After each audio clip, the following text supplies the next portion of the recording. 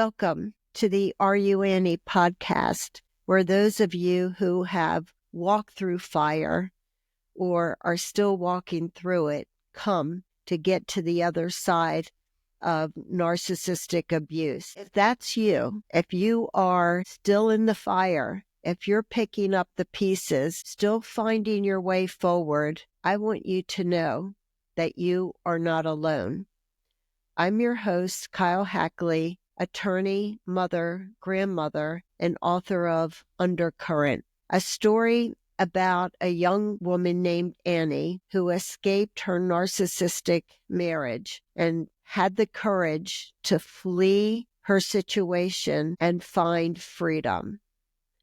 Now, while Annie is a fictional character, her story is real, woven through the voices of the many women who shared their experiences with me about narcissistic abuse. And it's because of that AreYouAnnie exists. Have you ever noticed that the person who hurt you the most seems easier to get along with when you're struggling? Maybe when you're sick, depressed, or overwhelmed, they soften just a little, becoming a little more patient, maybe a little more attentive or kind. But the moment that you're happy, confident, or feeling good about yourself, the cruelty returns. It's confusing, isn't it?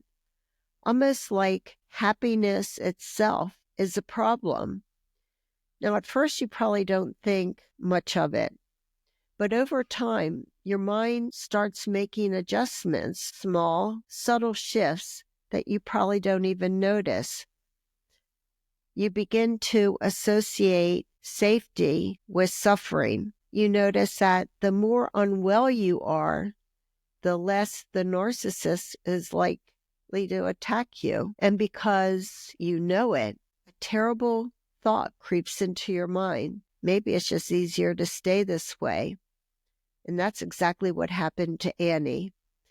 When she came home that day, she was floating. She was walking on air. She had just found out that she was pregnant, and the world never seemed brighter to her. She imagined sharing this joy with Santino, expecting him to meet her with excitement and open arms. But that's not what happened. The moment she told him, the energy in the room completely shifted. It wasn't outright anger, at least not at first. It was something worse, a sharp withdrawal, an indifference. It was almost colder than rage. His congratulations were forced. His smile was barely visible. In his eyes, she saw something she hadn't expected: resentment.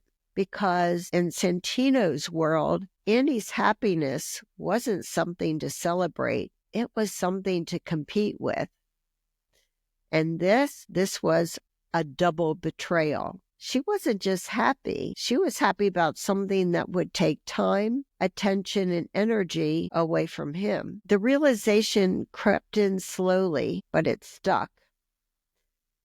Annie's joy made Santino cruel, and that was when the cycle truly began.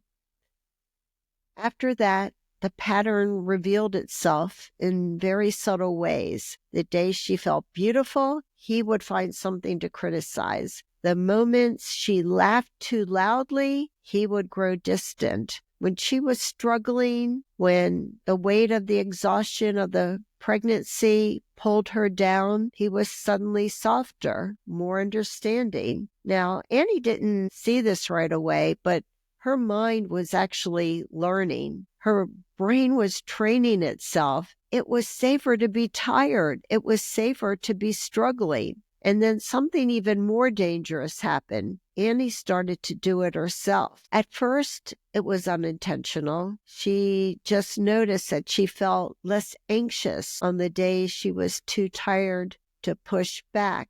The silence was easier. But then, without realizing it, she started to lean into it. She wouldn't let herself get too excited about things. She started catching herself before she spoke. before she expressed anything too passionately about something that she cared about.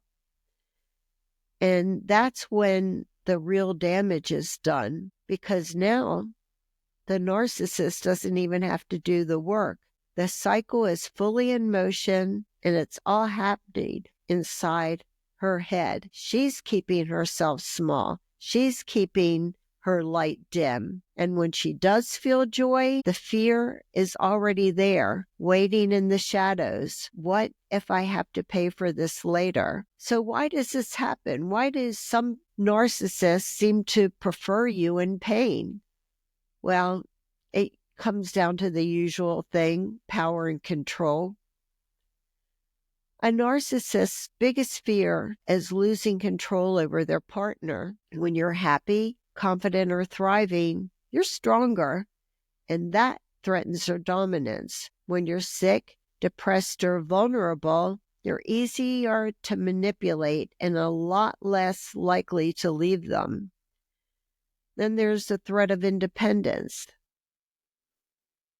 Happiness will come with self-growth, friendship, success, and personal fulfillment. All of these things make you less dependent on the narcissist. So the moment you start glowing, they're going to dim the light because they fear you're going to outgrow them. And this is why accomplishments are often downplayed or dismissed by the narcissist. A narcissist thrives on your suffering because it makes them feel important, needed, and of course it makes them feel superior.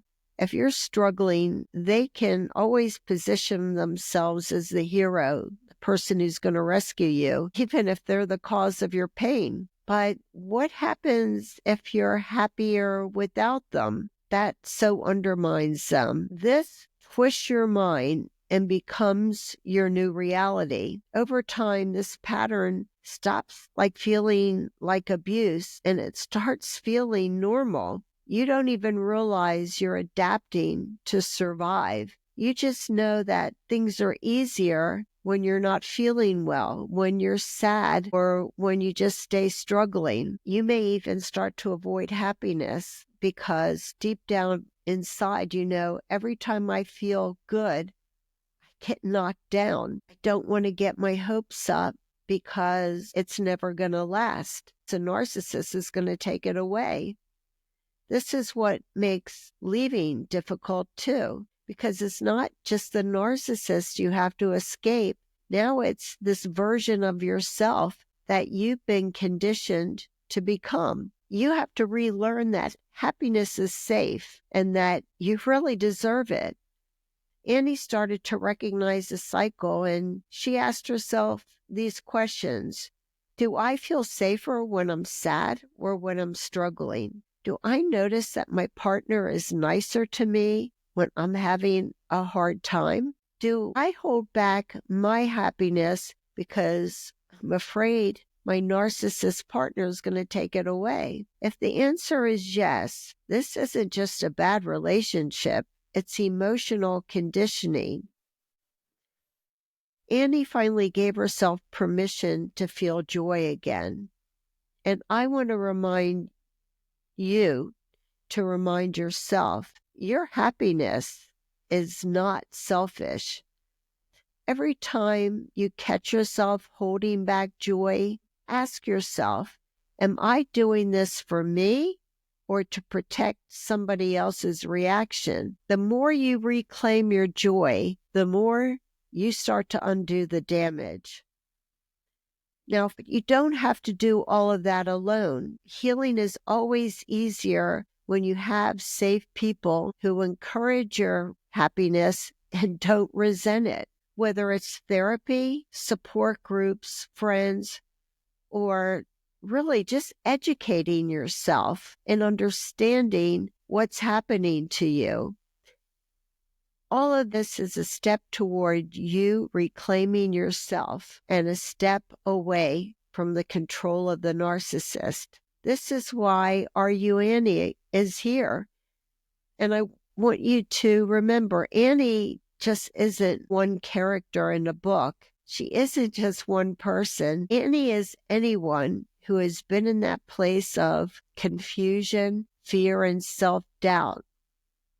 Annie is every woman and man who has struggled to break away from the cycle of narcissistic abuse. So to every Annie out there who has found even a little bit of validation through this podcast, I want you to know I see you and I appreciate you. And if any of these conversations spark something inside you, please share them, because you never know who is out there that needs to hear them.